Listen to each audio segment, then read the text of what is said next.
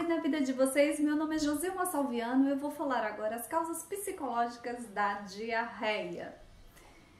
Gente, isso vem de uma ciência muito antiga da medicina egípcia, chinesa, indiana, japonesa e os livros ficam sempre no final do vídeo para quem quiser pesquisar. Não é de agora. E está na Bíblia também, né? Jesus curava as pessoas simplesmente através das palavras. Por quê? Ele foi o maior psicólogo que já existiu. Ou seja, a doença física cura-se quando as pessoas têm fé, quando as pessoas se autoaceitam, se corrigem mentalmente e aí a doença desaparece. Como assim, Josilma? Olha só, todo o problema físico tem uma causa mental. 95% da minha vida, da minha existência, é regida pelo meu subconsciente e apenas 5% pelo meu consciente. Então a gente já perde feio aí. O que a gente tem que fazer? Filtrar todas as emoções. Eu sei que é difícil porque como seres humanos, os sentimentos às vezes é mais poderoso do que os nossos pensamentos. Ou seja, eu posso pensar em saúde, mas pô, eu tô sentindo dor. Eu tô sentindo incômodo, então fica difícil dominar a mente. Eu tô bem, tô feliz e chega uma pessoa, me agride, fala umas palavras horrorosas e eu desabo aí na minha emoção. Então pra você ver, é complicado dominar o sentimento. E esse sentimento guardado é que vai atrair justamente as doenças e toda uma série de coisas que podem acontecer ao meu redor, agradável ou desagradável. Então, na nossa poupança mental, a gente tem que colocar coisas boas.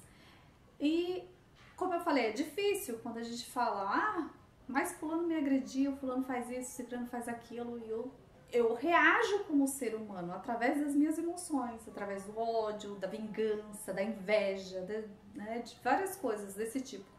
Justamente aí que a gente tem que trabalhar, controlar as emoções. Quando eu controlo as minhas emoções, quando eu controlo os meus pensamentos, as minhas emoções, elas passam a ser mais controladas e as minhas ações também. Porque quando eu fico uma pessoa descontrolada, qualquer coisa externa, qualquer coisa que as pessoas me digam, isso vai me atingir. E o que eu posso fazer até agredir a pessoa, né? Conforme... Dependendo do que ela falar, eu posso agredi-la. Então é necessário realmente eu manter os meus pensamentos em equilíbrio para não me ofender à toa com qualquer pessoa. Ou com as coisas em si, em geral, né? Sair quebrando tudo. Bom, Josilma, mas quais são as causas, né, aí da diarreia? É medo, rejeição e fuga. Eu, particularmente, quando eu tenho alguma apresentação para fazer, que eu tenho que apresentar alguma coisa em público, já me dá diarreia. Quando eu fico com muito medo de alguma coisa, uma vez eu passei por... Assim, a pessoa tentou invadir minha casa e foi um medo, assim, muito grande à noite. Então, aquele medo, gente, eu amanheci com uma diarreia terrível. E pra você ver que realmente é verdade. Mas eu não tô passando por determinada situação, assim, de me apresentar em público ou alguém invadiu minha casa, Josilma, mas dentro de você tem algum medo, alguma rejeição de alguma coisa. E este medo faz com que, né, o seu corpo reaja. Quando a boca cala, o corpo fala. Eu não estou falando, mas eu estou sentindo. Dentro de mim tem medo, não sei do que, mas está acontecendo. Ou mesmo você sabe, mas você não quer admitir. E quando eu faço os vídeos, a pessoa, mas eu não sei, eu não sou assim, eu não sou essa vítima que você está falando. Meu casamento está bem, eu estou em paz, imagina, não tem nada. Então, vocês é que tem que se autoanalisar. Por isso disse Sócrates, conhece-te a ti mesmo, e ao mesmo tempo ele falou, a pessoa que não se conhece, que não se estuda, não merece viver. Porque ela prefere apontar o defeito das pessoas, mas não vê os 3 dedos apontando para si. Você também tem defeitos. Tem muita gente que critica meus vídeos. Eu não sou assim, imagina, isso é besteira, isso... Beleza, mas se autoanalise primeiro. Eu particularmente já me assumo, né, cagona, digamos assim. Quando eu vou apresentar alguma coisa em público, a primeira coisa que me atinge é isso, me dá diarreia. Pronto. Se eu tenho medo de alguma coisa, acontece de dar diarreia. Um grande mestre, um grande professor, que foi o mestre Masaharu Taniguchi, o fundador da Seicho no Ei, por exemplo, ele tinha diarreias constantes, inclusive com sangue. E ele ia lá e palestrava. Ele tinha sempre quando ia dar as palestras.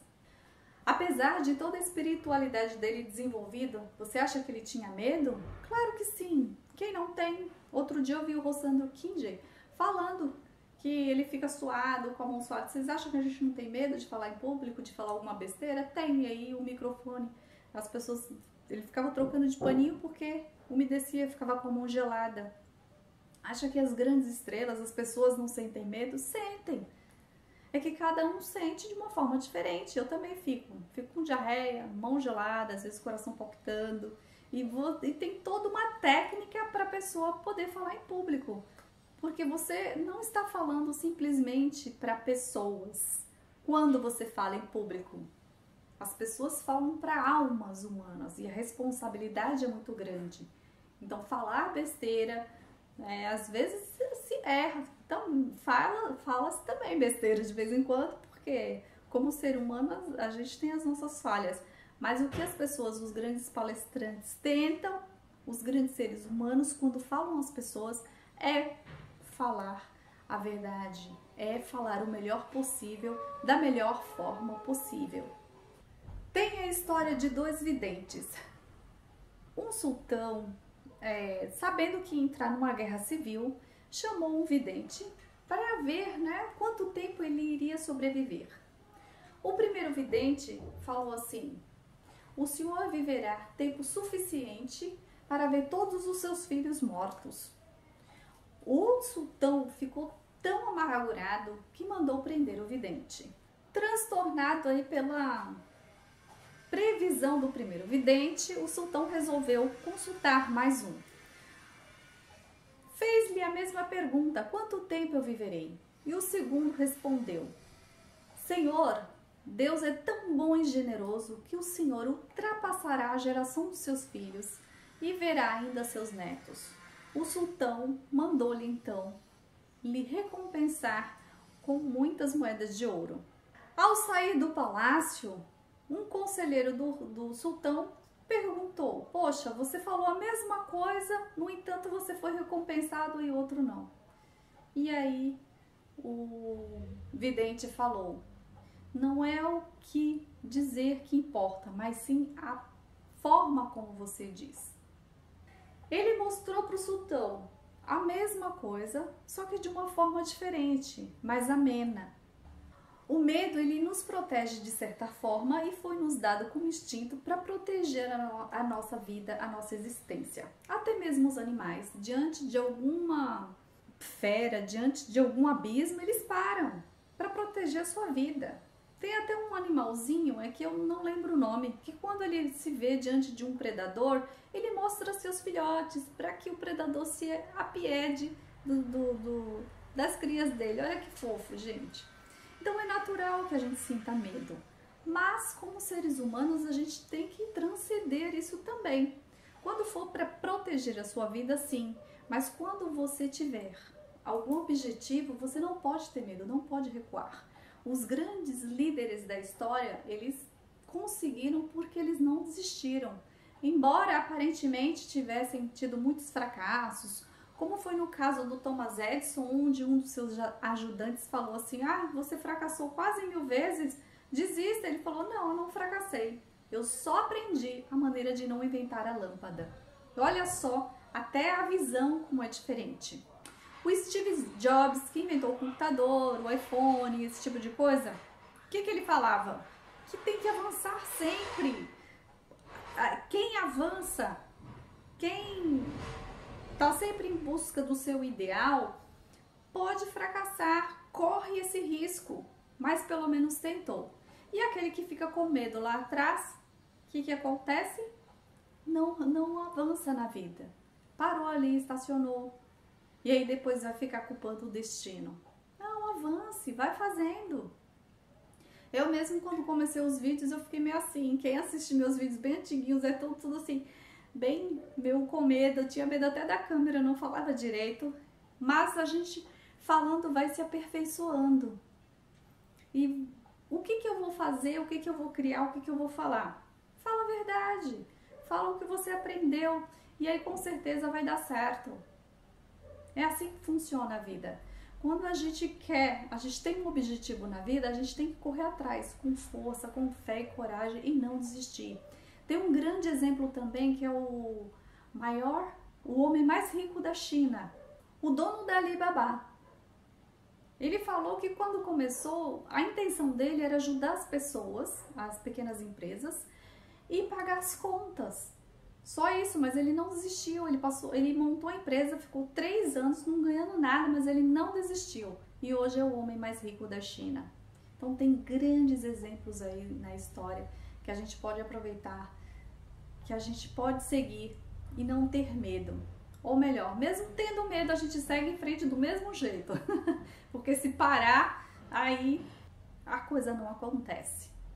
Gente, muito obrigada por assistir esse vídeo. Muita luz mesmo na vida de vocês. Dá um like aí se você gostou, compartilhem, inscrevam-se no canal. Quem não se inscreveu ainda, um grande beijo. Tchau, tchau.